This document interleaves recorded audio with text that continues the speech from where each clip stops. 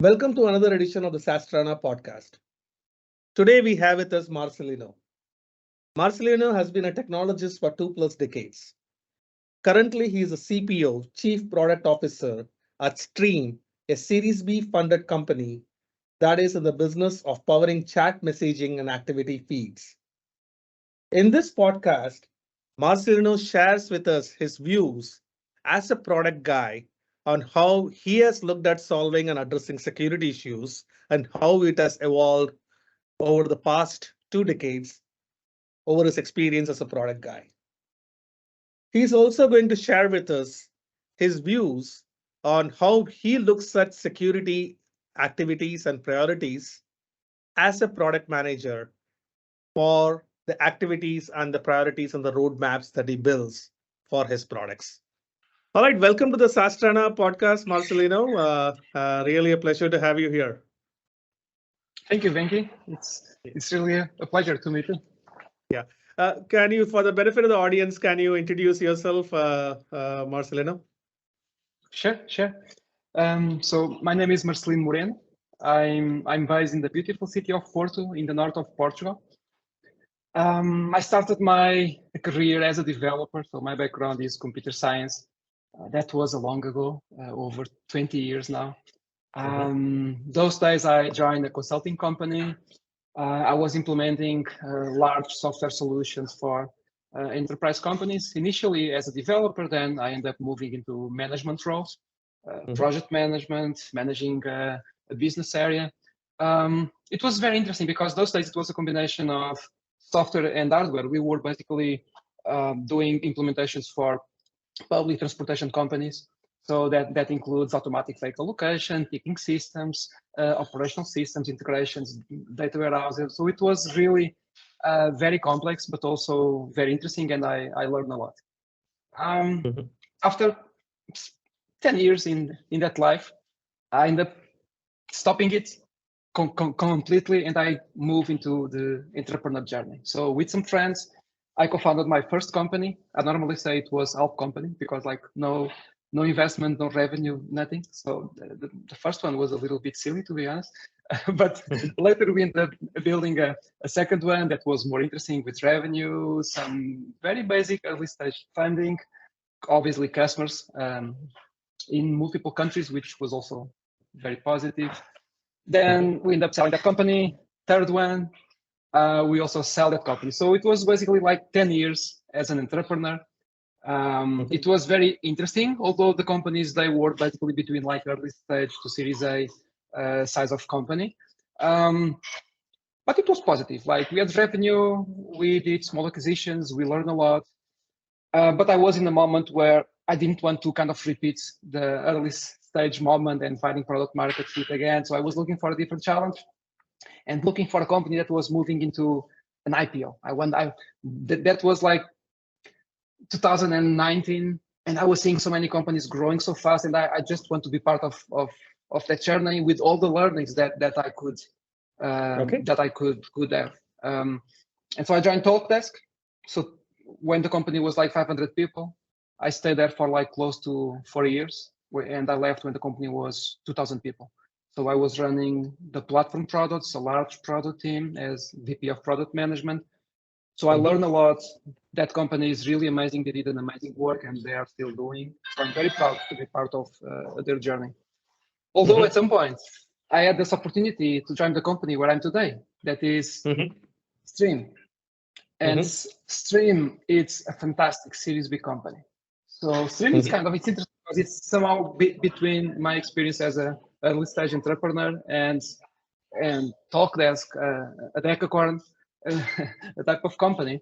But Stream, what was very attractive for me at Stream is that Stream, they have, so the team is fantastic. The founders are very, very good. The product is also very interesting for me. It's kind of, I love platforms. I love solutions for developers. It's the type of product I like a lot. I also like B2B solutions. So that is kind of my space. And the investors are also very good. So basically Stream is backed by GGV, Felices, Zero One Advisor. So those companies, they invested in Canva, Notion, Slack, Airbnb, Shopify, and many others. And so the opportunity to be part of that team, working with those founders, with those VCs, that was just like something I could not refuse, and I ended up accepting. And now I'm Chief Product Officer at Stream. Fantastic, fantastic! What a wonderful journey, and thanks, Marcelino, for sharing that. 20 plus years in the technology field probably makes you similar to my generation. We are no longer the Gen Zs and the millennials anyway. We belong to we probably started our career in the MS-DOS days before Windows came out, but a very interesting journey, starting as a software engineer, moving up to entrepreneurship, and even within entrepreneurship, different stages, series, idea without a business, and then idea with a product and a business, and then also funding and exits, and then also different stages in your corporate life. Very, very interesting and inspiring as well. Thanks for sharing that. Tell me a little bit more about your current. I mean, I saw a trend that at least for the last 4 or 5 years, most of your role has been around product management. Right now, the Chief Product Officer at Stream. Can you give a little bit more color on what does Stream do? A little bit more about your current company? Sure. So just for context, if you go back a little bit and like me, like we started with Microsoft DOS. So, and then we saw like Windows coming up and all that was very exciting. At some point there was the cloud. The cloud was like a game changer. And the cloud allowed some companies to build kind of the infrastructure for the cloud. So Amazon with AWS, Google Clouds, Azure. So all that was just like a big facilitator for developers to build applications. Like in my early days, I was basically planning the hardware. It was all on-prem. I was planning all that. And that was like tons of work to do. Now it's so simple because like to implement an app, I can just leverage on those cloud providers. But in the recent years, we are seeing new companies popping up that they are providing high-level components to build applications. Like we have PubNub, Cloudflare, Algolia. So there are so many companies that now they provide high-level components, and that's where Stream is. So we basically we provide high-level components for companies to implement real-time use cases. So those real-time use cases could be like activity feeds, chat applications, and more recently we are launching video and audio support to our suite of components. And so basically, if a company is planning to have chat integrated into their app, or activity feeds, or audio, or video, they can do it with us, and they can do it in like days, weeks, depending on the complexity of the experience that they are trying to build, integrations and all those things. And so that's a game changer. So you no longer need like a huge team of developers to build and maintain something. Now you can leverage on the type of components that we are providing, and for many other use cases, we have other companies also kind of providing the same type of high-level components. So the two differentiators that we provide, it's basically we provide the APIs and SDKs so that developers can like very fast implement the solution with high quality, with many UI components out of the box, but at the same time, they also have a level of customization. So they are not locked to some sort of like predefined chat experience. No, that they can build the experience that they need. So that's a big differentiator. The second one, it's the quality of the infrastructure that we provide. So why real time? Because real time, it's not only complex to build, but it's also very difficult to have a reliable and secure infrastructure. And so our products, they are based on our edge infrastructure that is like highly reliable, very performant. We offer the 5 nines and very secure. So we also offer that layer of the infrastructure that is also of huge value, because you don't need to have a team just to build the infrastructure for a real-time use case. It's very challenging. Fantastic. And it's also very interesting to see that You said that you started off with building softwares which was operating in silos, and you're also doing the deployments, which was mostly on-prem, to eventually then moved on to your entrepreneurship journey. And at that time, probably the cloud was also taking off. And now you're working in a company which is Series B funded, or Series B or higher funder is what I heard. Series B. And it's all about speed, and you're trying to build together applications and customizations and capabilities for your customers at real speed, and you provide an enabler for the building blocks of those components for them. And some of the examples I gave was chat feeds, and you're now saying that you're going to add audio video to it, right? Yeah, it's a combination of speed and allowing companies to focus on their core business. So okay. Because if at some point some app components they can be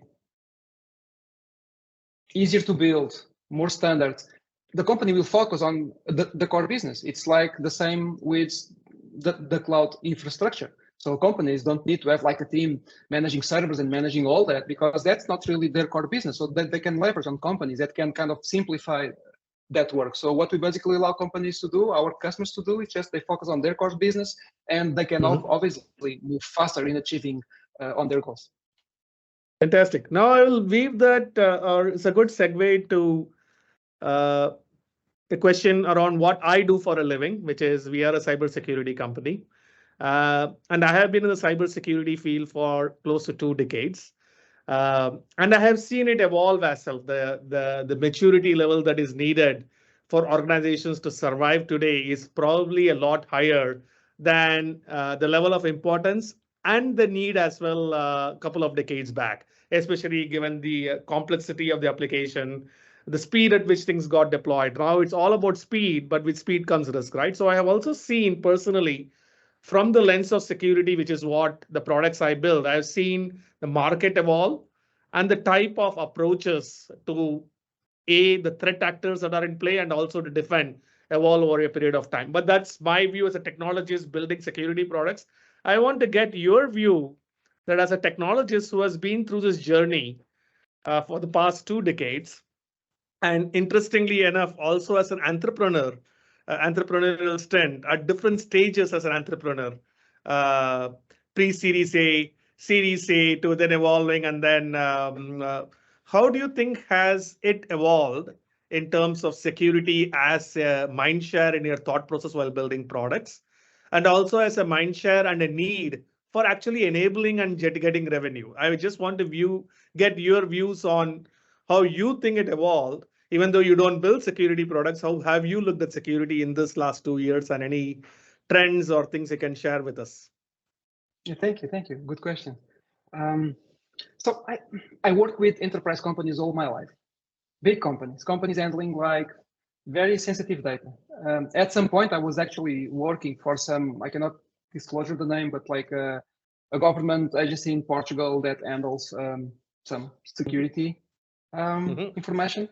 And it was very funny because this was like 2000, and I was working in a room that it was like kind of completely locked. So it was very completely on-prem, no network in that room. So and even like public transportation companies, they also handle very sensitive data. I work with hotel chains, they have data from guests. So most of my life was with enterprise companies, and so security was always a big concern. Yet I saw some positive changes in the way companies were handling data with the new regulations like GDPR. So I feel over time, companies were just becoming not just like big companies, but like most of the companies at some point now they are becoming more sensitive. For specific industries and countries, it's actually mandatory to have some level of compliance with regulations. So that evolution was very, very positive in my perspective.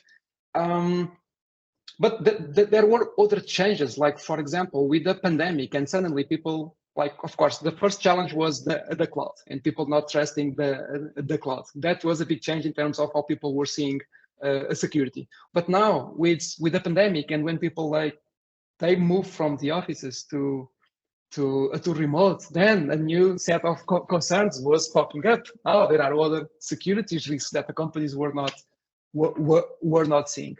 So when the context changes in the way we work, when new technologies appear, of course, like security needs to be redesigned, rethink. But at the same time, I also see that like the evolution of technology is something that is also facilitating how secure software data and companies can be. So it's always a balance. It's always a fight, because technologies, they also empower people to kind of hack the systems more easily, but at the same time, it also empowers new tools to be built and more accessible so that everyone can have a higher level of security in their company, their systems, their data.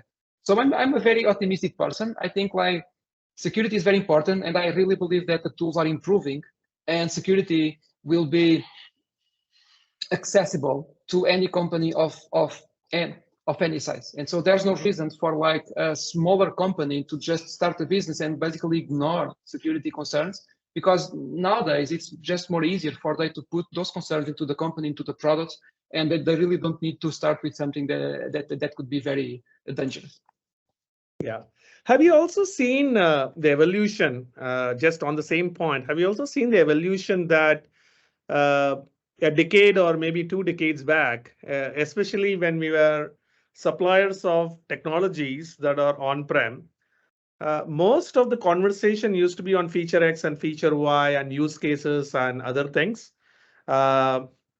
Whereas now, even whatever, it can be selling anything, any product, can be a fintech product, or it can be a software components enablement and workflow management product, chat feed enablement, like some of the use cases you mentioned. It can be any product, not necessarily a security product, but the conversations, do you seem to also have security related conversations as part of any software stack? Is the customers demanding and asking those questions a lot more now than it was 2 decades back?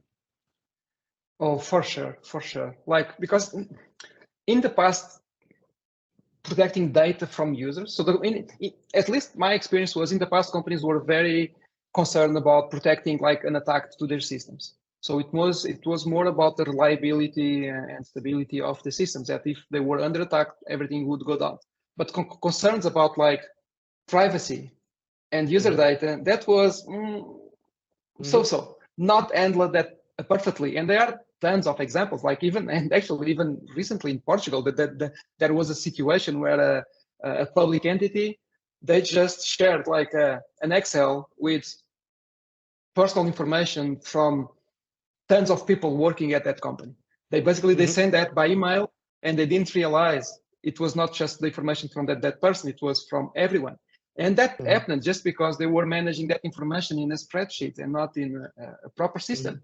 And today, there's no need for this to happen. You have technology to manage that type of data already available. Just subscribe to a SaaS tool. It would be much better than using a spreadsheet.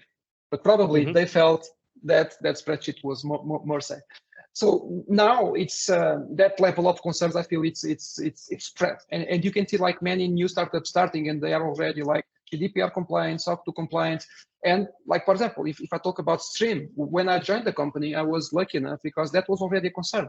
We have a head of security. We were already SOC 2 compliant. We have GDPR endpoints that we provide to our customers so that they can just delete content if needed. So all those things are already in place. And we are talking about, this is probably the company has this type of feature since the company is a Series A.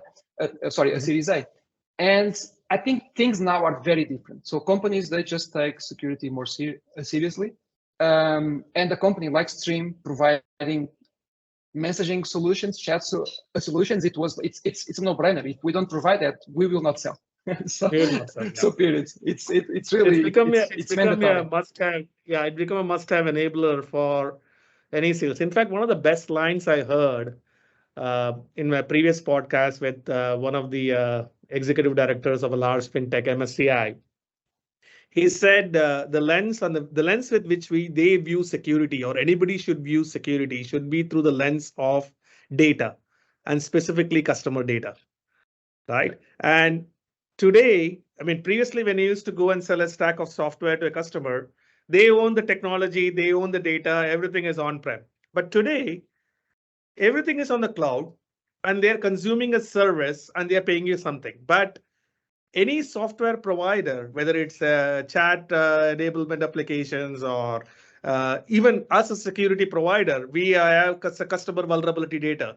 So we are custodians of the customer's data. In a way, we are like a bank and the data is the money, right? And it is our responsibility to make sure that that we make everything in our control to secure that it is their data, there is transparency, there is authenticity, there is process in place to secure them. So I think, and since customers are asking those questions, it's a must-have for any products to sell, right? Which is something that you acknowledged as well. Building on that, I want to ask, as a product manager or as a chief product officer, right? How do you, I mean, generally you're solving a specific problem, you have feature X, feature Y, wild ideas, customer specific ideas, you put them in different buckets and you map them into agile development and sprints and all those things, right? But how do you prioritize security related capabilities as part of the product? Any kind of framework or any kind of insights? How do you look at it from a product management standpoint? Not sure if it's a framework. I feel it's more like a set of guidelines that could vary depending on the company. So at Stream, we work with many fintech companies, healthcare companies, and obviously, and companies in other verticals that are quite big. And so security is always a conversation. How we handle data is always a conversation when we are closing a deal. So it would be impossible for this company to exist without without protecting the data, without providing a product that is secure and obviously reliable and all those things. But kind of some guidelines would be, so first, working in a close partnership with the head of security. So that's obviously needed because they are the ones, they are the experts in that field. They are the ones that can tell us about the risks of something failing in that space. And so we need to be aware of those risks. We need ideally to quantify those risks so that we can really convince all the stakeholders that, okay, we really need to invest in the space. But there's a different perspective that is also working very close with sales and with customers to understand how important that topic is to close a deal. What are the specifics? Because like it's, so fortunately, nowadays, many companies, they are SOC 2, they have GDPR endpoints, they have all those things. So that's kind of the basics. But like for every deal, there will be specifics because like large companies, they have their own processes and guidelines regarding security. So they end up asking like very specific things that we also need to consider. And sometimes as a product manager, that is also an opportunity for me to go behind the standard security certifications and standard regulations. So we can use that as an opportunity to improve the product as we do. And there's a third element, like, so the first one is like working very close with the security team to understand the risks. Second, working with sales to understand the opportunities and how security can actually help close the deal. And then from a satisfaction endpoint, it's also important. So I just want to track how happy, how we are handling data, the endpoints that related with managing sensitive data, all that is, if that is in a good place and customers are happy with that component of the product. So it's a topic, it's a concern, it keeps changing and evolving, and like new customers bring new challenges. But this is basically how, like at a high level, how we are handling the topic. Fantastic. Yeah, here's, and this is what I tell. In fact, some of my biggest customer base and my biggest adoption comes from other SaaS companies, right? And the buyer typically is a CTO or sometimes even a CPO. In those companies, right? And I go and talk to them, and from a product management standpoint, my pitch to them generally is, if you don't do this, your ability to meet compliance, and your ability to win the trust of customers will get eroded, right? Either us or somebody else. You can look at that. Yep. But if you don't secure the application that you're offering to your customers, so that comes under revenue protection bucket.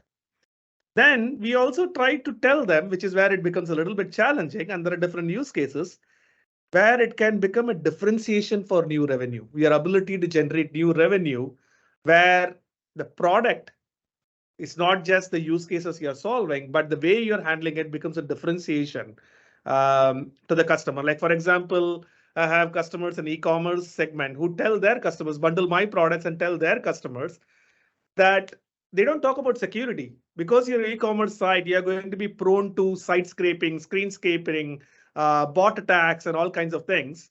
They are not going to bring down your site, but they are bad traffic, which is creating a load on your server and completely screwing up an analytic engine and all kinds of data that you have.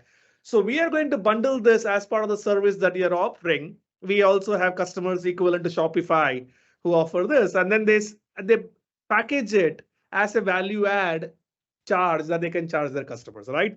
So it was very interesting for me to see, and that security has become not just a table stake revenue protection and must have for just selling, but it is also being looked at as a product management standpoint, a differentiation in the way we do things to sell to the customers, right? And you also talked a little bit about that in some of the examples you gave, that we talk about it and we do it better than others to secure the customer's data, which is a key part of your. So it's you want to add anything on that, or any examples you can give on that? No. Yeah, I can. So what I think it's interesting and kind of the evolution I'm seeing right now is like moving from just a traditional security and protecting the data to content moderation. And if we think about kind of all those pieces, it's about trusting a company. So for example, when we provide chat, we also provide moderation tools. So we have moderation tools that they apply, of course, to chat conversations. And if you think about like a company with a strong brand, there are some type of content that cannot happen. There are many harmful situations that if they happen in public channels, that could affect the image of the company. And there are so many use cases in that space. And so at Stream, we also provide those tools, and we use AI to manage content, which is also an interesting part of our product. So we understand the intents of the conversations, and we can trigger alarms if a specific user is kind of generating harmful content and affecting the community. So all those pieces, they make sense from a trust perspective, from a reputation perspective, and the negative or positive impact is very similar. And so I see that trend also in growing, and now many companies, they also have the trust and safety a team in place. So it's also a very interesting space, and I think we are evolving in the right direction to protect people in a digital world. Yeah, fantastic. And since you mentioned the buzzword of the day or the decade, or probably the last 5 years, AI. And now it is not just AI, right? It's AI. Now it is all about predictive GPT and LLM.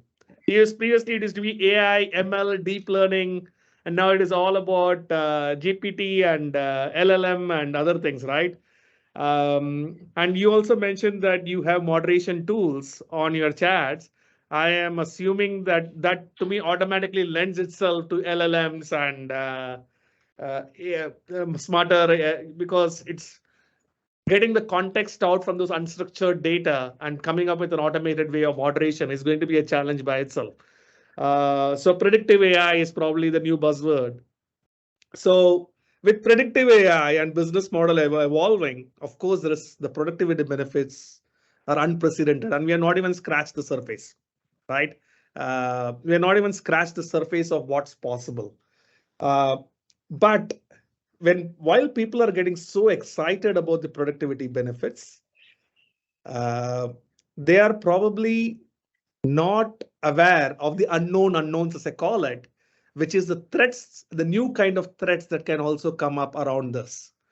And it's certainly a big challenge because products that are built on free tools with predictive AI.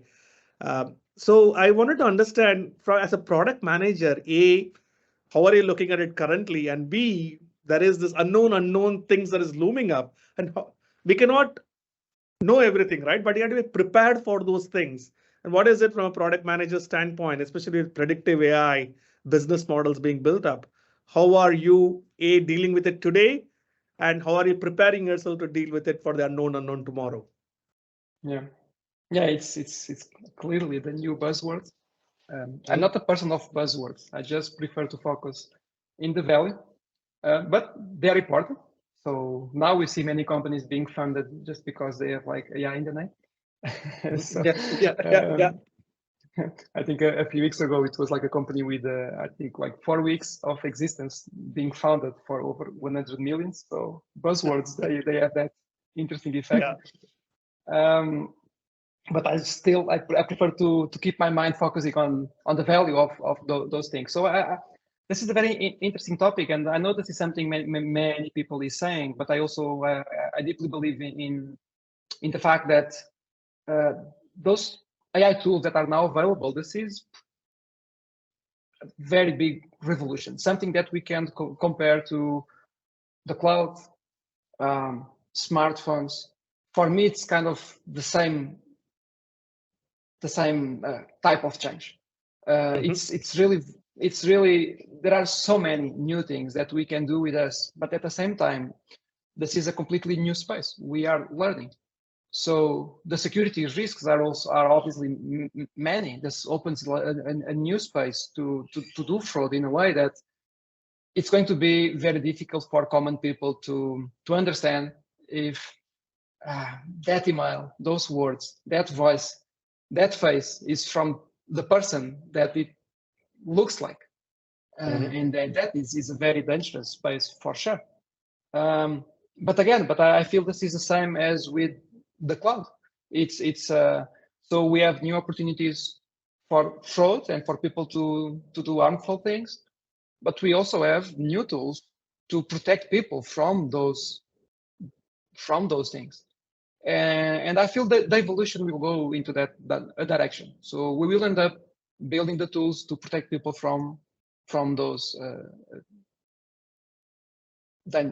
dangers. We are vigilant, and of course, I believe some companies are, of course, they are focusing on building tools for that space. We are doing the same.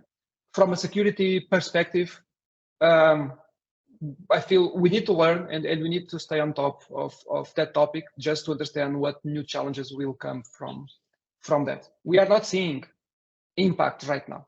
We are not seeing like requests to protect data or customers because of that type of situations. But we are lucky that we have a team working on that type of technologies, which will help us do what's needed when the time comes.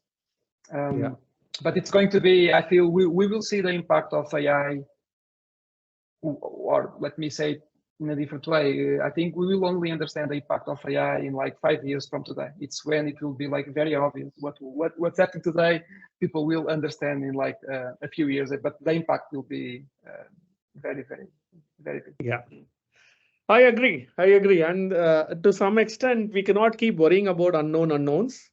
But foundationally, if we have built a culture of agility, flexibility, iterative changes, then those unknowns, when they become known, will be better prepared for it, right? So right now, let's enjoy the productivity benefits that comes from it, but at least be aware that it comes with a flip side to it, which can open up any point of time, and we have to be ready to deal with it at that point of time. Spoken like a true product manager in terms of your summary there. Very practical. I heard you mention that you have also worked with the government for a short period of time. So I want to throwing in these questions in terms of, see, with all these changes, we talk about agile development, agile enterprise, speed. Now people are also talking about agile governments as well, right? And with so much changes going on, with so many risks, and governments has to deal with risks a lot more. with a lot more attributes from a country specific citizens protections perspective. So any views do you have, because he has worked in the government, I'm asking this question, any views you have in terms of from a regulation standpoint, what is it that governments can do to ensure security is a top priority for the governments themselves and also for the businesses that are under the regime of this government, paying taxes to the government? Okay. My best advice for the governments would be for them to find very good partners to work not just in security but in tech in general. I feel that is still a big issue. In the last 20 years, it was a big issue in many countries. There are some countries that are like an exception. They are doing very well. They really understand the value of technology to run a country, to serve citizens. But to be honest, I think that the majority is not educated enough. And it's obviously very difficult to have like people with strong experience working in the government, especially like in the tech sector where people have like super high salaries and amazing conditions. So it's difficult to attract people at the top level to work in government agencies. That's why it's very important to build those relationships with the tech companies, to find very good advisors and companies to work in a partnership with them so that they can understand the impact, so that they can prioritize. At the same time, I feel that that is very common in Europe, is that like, if of course we need to protect data and we need to protect the citizens, but we need to do it while we incentivize innovation. If we do it by blocking innovation, we are just becoming less competitive than other regions. And stopping innovation will impact citizens as well, because innovation, of course, innovation comes with some dangers, but innovation is what allow also for us to be more protected from those dangers. So I know it's a very tricky balance to build. In Europe, there is some tendency to make innovation move too slow. So and with the intention to protect the citizens, it's actually doing the opposite.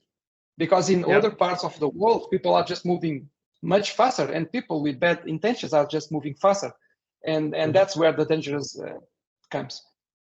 So that would be my only advice to governments. Just find very good partners, work very close with the best companies in the world, and try to be better educated on technology, because it can have like tremendous impact for how people live. Yeah, fantastic. And again, spoken like a true product manager, focus on innovation and an innovative mentality is also going to help you address the risks that comes with innovation and keep going ahead, as opposed to a risk-averse mentality, which is just going to talk about risk and curb innovation, right? So again, a refreshing product manager. Only a product managers will talk about this. If I go and talk to somebody who's not a product manager, who will say, oh, this can, things can happen. Whereas product manager is all about getting it out, getting into the customers. And that's probably your advice to the government as well. Look at innovation, incentivize innovation. And in the process, you're actually helping the citizens. And whatever risk comes to those innovations, let the innovation mindset solve those risks as well. Beautifully summarized. Exactly.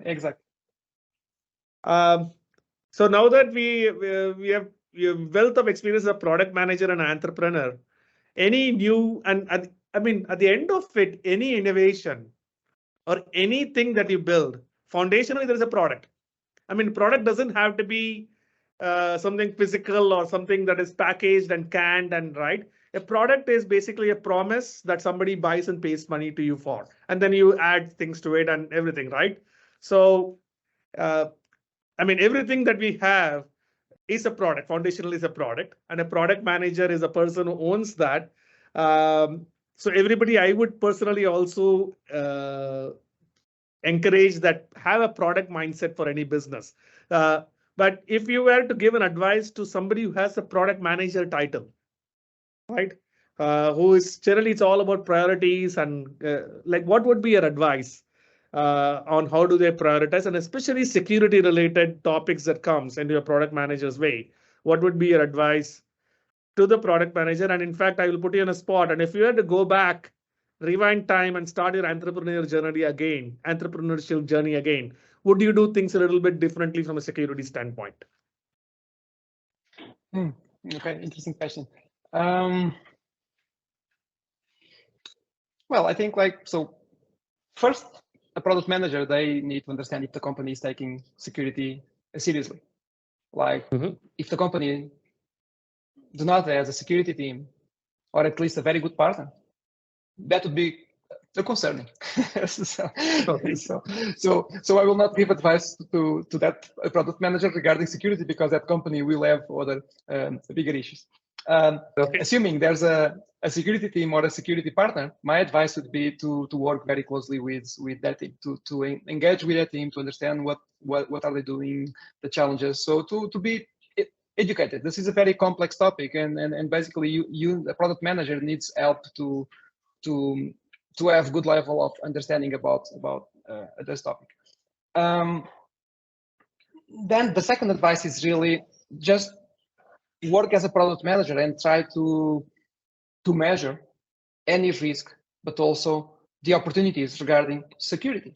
So, and that comes from what I said before, like you need to work closely with the engineering team, and you need to understand how security can actually impact the business.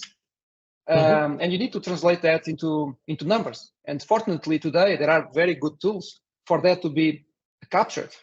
Like we can, for example, we can capture how many times security topic is coming from sales meetings, because those meetings these days, at least some, if authorized, they are recorded, and so we can capture the intents of the meeting. And so it's actually at a very large scale to capture how security is important for our customers.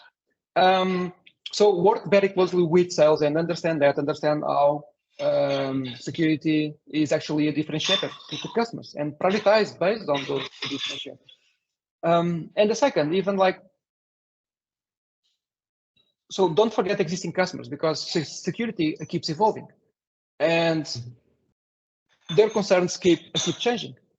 And so you just need to stay very close to your customer and to the security team on their side, and to understand what new challenges their business is facing.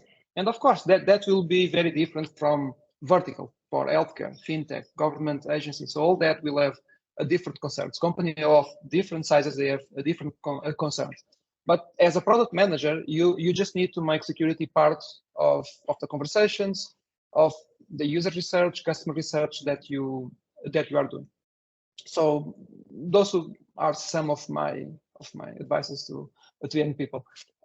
Talking a little bit about me, what could I? There are always things we can do better, for sure. I think in the past, I think the measurable piece probably is in the early days where we were not paying enough attention, and even myself. So, but it was a very different context. It's a little bit hard to compare. I feel regarding security, what I feel it's the biggest challenge is understanding how important that topic is for organization, because it's very difficult if you're working in an organization that they really don't pay attention to that, despite all the arguments and all the numbers and all the risks. It becomes very challenging. So probably if I look back, maybe I would have put more attention into working at a higher level, so that could be something prioritized across the company. Because if we start at a higher level, making that a priority, then everything becomes more easy. Fantastic. I think very nicely summarized, and a lot of it is generally a same point, but it comes from a refreshingly different angle. And my summary about the unique angle that you brought in, I have done this podcast with different personas from different leaders across different verticals and companies. The buzzwords that I heard from you consistently throughout the podcast was build a strong partnership and have an innovation mindset, which is a product manager's view. And then automatically, basis of that, security automatically gets viewed into it as part of your overall framework of prioritization, justifications, ROI, everything. Ladies and gentlemen, that was Marcelino sharing his views as a chief product officer right now, but wearing multiple hats over the course of last 2 decades. A pleasure having you, Marcelino. Have a wonderful day. Thank you. This was very interesting and very challenging.